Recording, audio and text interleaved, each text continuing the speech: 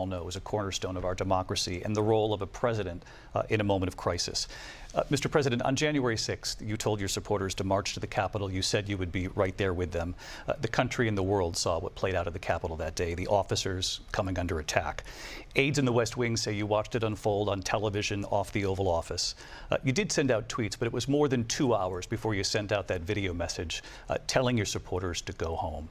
Is there anything you regret about what you did on that day?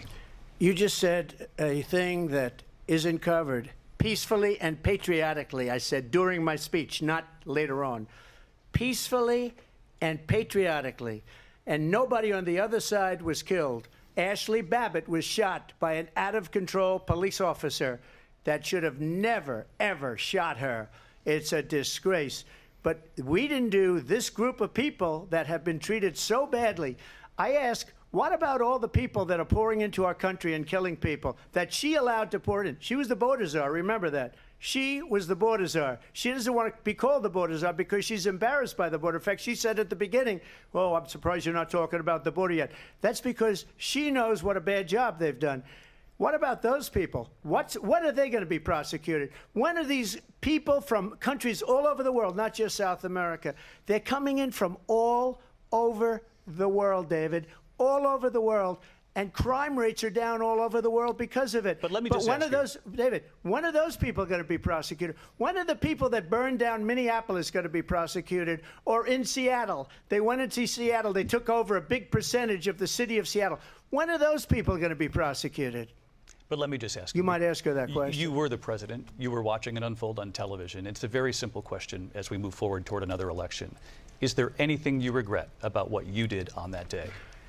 Yes or no? I had nothing to do with that other than they asked me to make a speech. I showed up for a speech. I said, I think it's going to be big.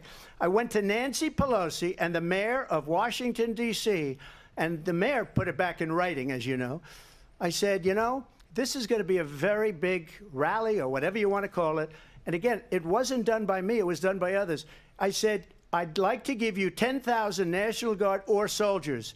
They rejected me. Nancy Pelosi rejected me. It was just 2 weeks ago. Her daughter has a tape of her saying she is fully responsible for what happened. They want to get rid of that tape.